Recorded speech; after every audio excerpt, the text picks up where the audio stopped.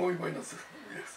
Me da mucho gusto presentarte a mis amigos y compañeros, hablar un poco de ti. Quiero decir que eres un gran amigo, escritor mexicano, amante de la historia, pero sobre todo creo que de la historia sagrada de México. Así es, sí. Quisiera platicar contigo un poco acerca de lo que has escrito y cómo empezó tu tarea como escritor. Bueno, pues fue la propia Regina, cuando regresó de China a México, que me dijo que yo iba a ser el testigo. Me dijo, ¿el testigo de qué? Pues de lo que va a pasar. No sabía yo la chamba que se me iba a venir. Pues. Entonces, a partir de entonces, en realidad yo siento que el trabajo que iba yo a tener en esa vida de ser testigo del movimiento del 68 y de la propia Regina, ¿no? Lo demás ha sido ya nada más como apéndices a ese libro que es el central. Pero así fue la cosa, yo misma fue la que me dio esta chambita. ¿Tú esperabas ser escritor? No, nunca. Yo era abogado, nadie es perfecto. Entonces, yo me dedicaba a la materia fiscal y nunca pensé que iba a ser escritor. Pero cuando pasó lo del 68, pues yo me sentí obligado a cumplir ese compromiso y empecé a tratar de escribir. Me costó mucho trabajo al principio porque estaba yo emotivamente muy involucrado con los acontecimientos. Entonces tuve que escribir el primer libro de Tlacaele. Como yo no conocí personalmente a Tlacaele, pues no me costó tanto trabajo hacer la investigación sobre él. Entonces ya con eso ya se me pasó el terrible trauma que me había dejado ser no solo testigo, sino víctima de todo lo que pasó el 2 de octubre del 68 en Tlatelolco. Entonces ya me puse a escribir el libro de Regina, ¿no? Entonces, fue Tlacaele, digamos, la manera como tú aprendiste. Aprendí a escribir, sí, yo nunca había escrito un libro, ¿no? Entonces, aprendí a escribir, aprendí a investigar y aprendí algo que pasó, pero para que lo tomes en cuenta porque es muy importante, que me di cuenta, gracias a cuando escribí el libro de Tlacaele, que la percepción de la realidad es algo totalmente subjetivo y personal, ¿no? Que cada quien está en el mismo acontecimiento, lo ven varias personas y cada uno lo percibe en forma diferente, ¿no? Entonces, esto es lo que esta percepción personal de la realidad es lo que va a motivar los divorcios, las guerras. Pues ahorita una pareja que está divorciando, y uno lo testimonio de cada uno de ellos y dice, no, pues tenía toda la razón, si esa otra parte era tremenda. No, es que cada quien da su versión de las cosas, conforme las siente, las vivió, pero no necesariamente coincide con la de los demás, ¿no? Oye, ojalá todos, cuando estuviéramos aprendiendo a hacer algo, pudiéramos crear obras como la tuya.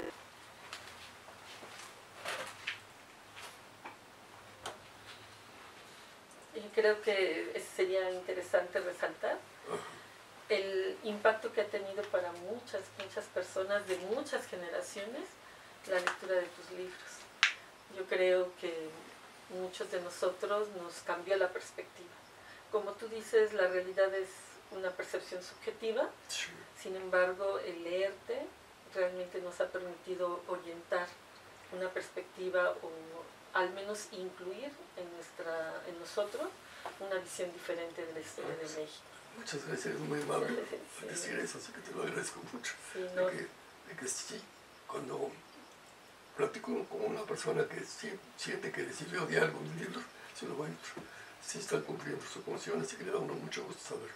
Sí, fíjate que tú conociste como yo a un personaje, Jorge Berroa, y quisiera un poco que platicáramos sobre él. Sí. ¿Cuál es tu perspectiva? ¿Cómo lo conociste? Si de alguna manera él generó algún impacto en tu propia vida. Es uno de los personajes más extraordinarios que yo he conocido en mi vida, ¿no? Es decir, pues yo me atrevería a decir que él y tú son los únicos auténticos mediums que yo he tenido el privilegio de conocer.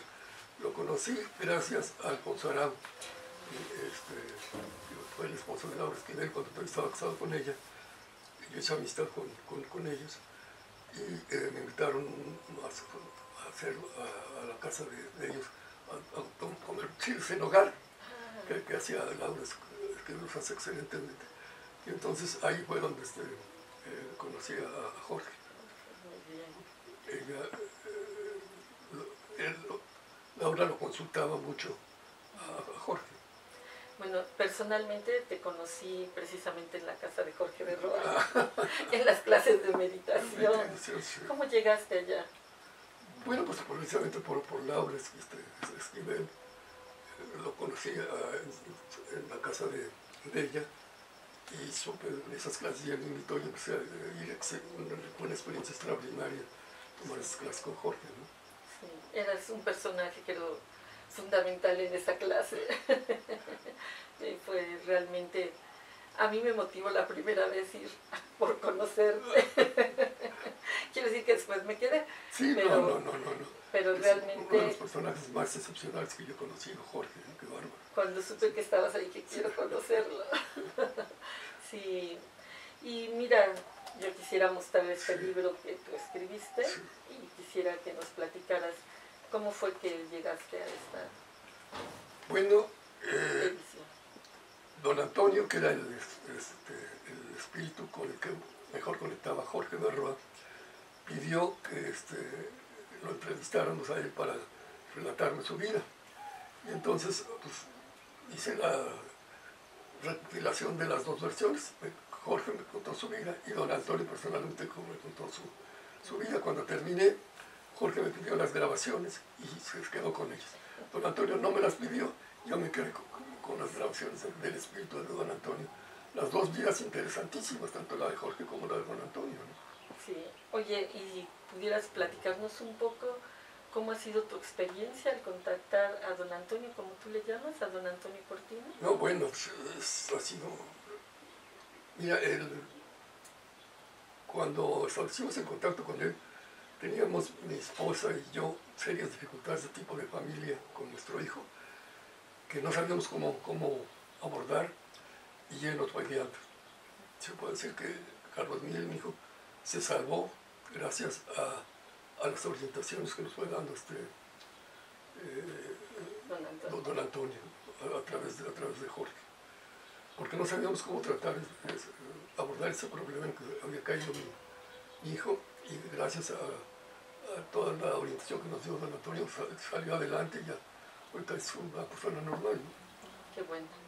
Sí.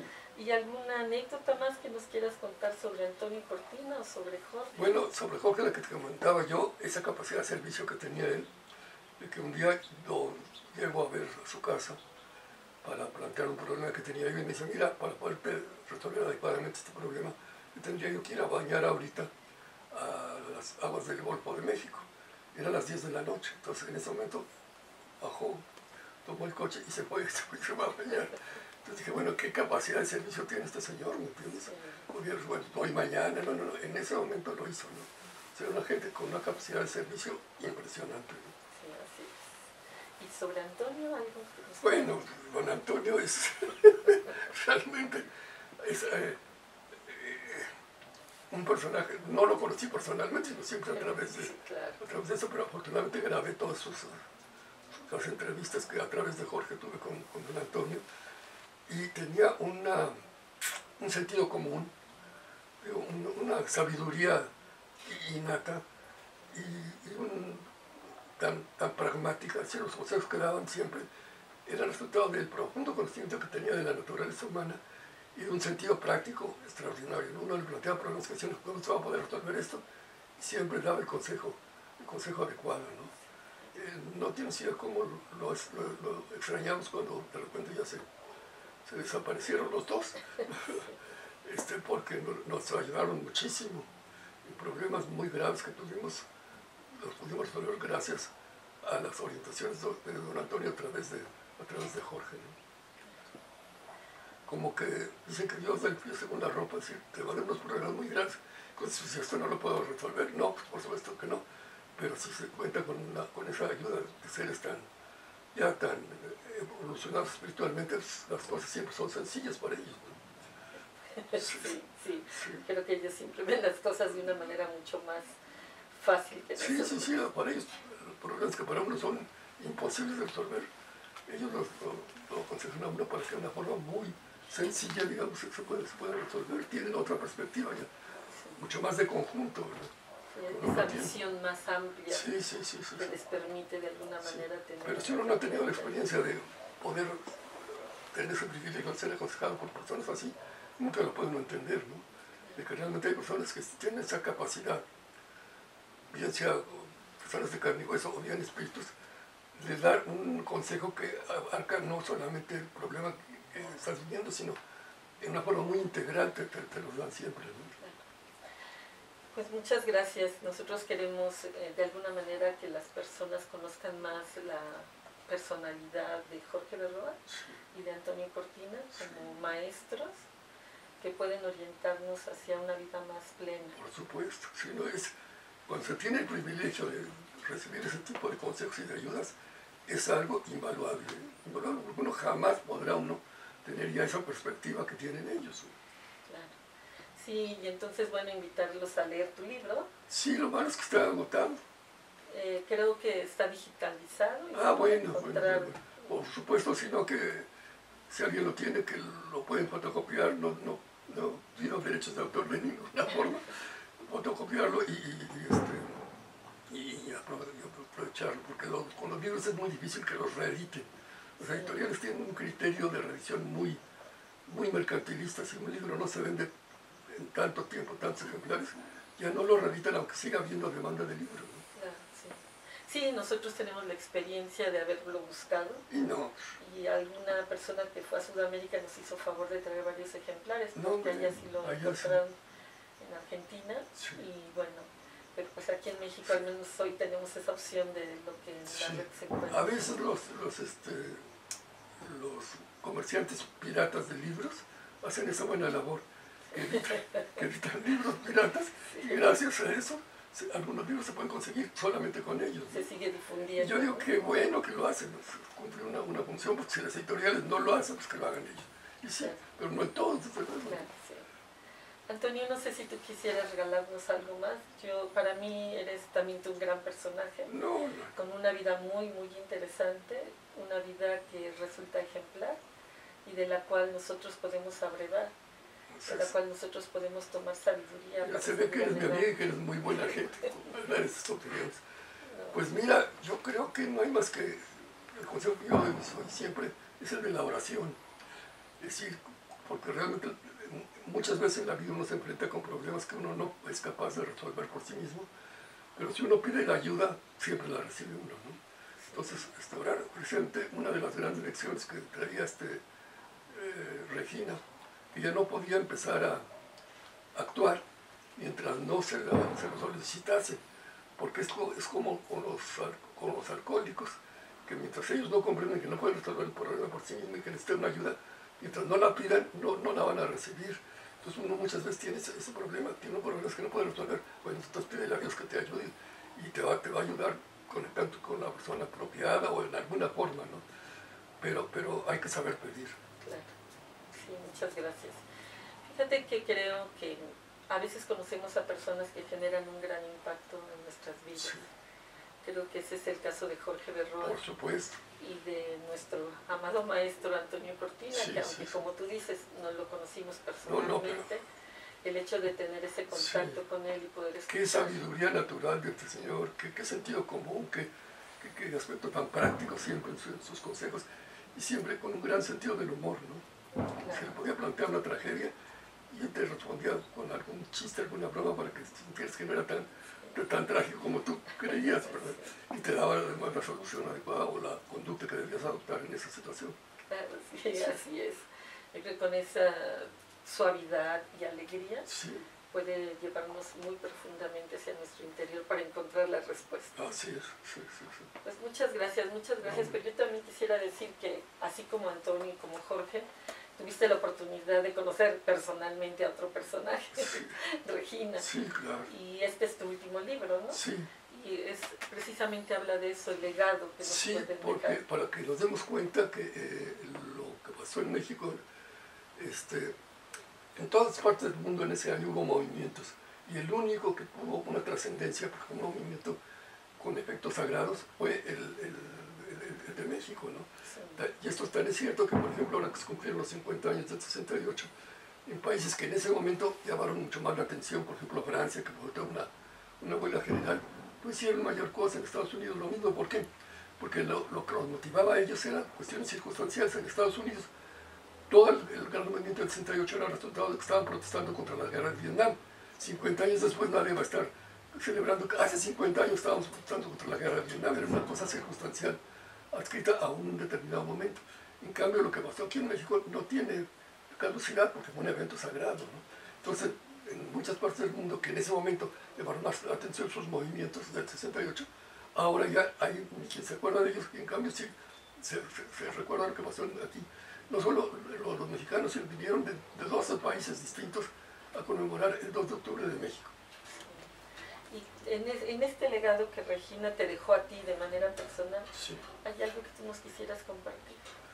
Bueno, la importancia que tiene México en estos momentos, ¿no? Que realmente aquí es donde se está poniendo los cimientos de una nueva era, de una nueva cultura, cuya característica principal va a ser una visión cósmico-planetaria, o sea, que trascendamos nuestra visión actual, que es muy sectaria, muy localista, ¿no? Ateniéndonos a la religión que tenemos, la nacionalidad que tenemos, a qué partido de vamos.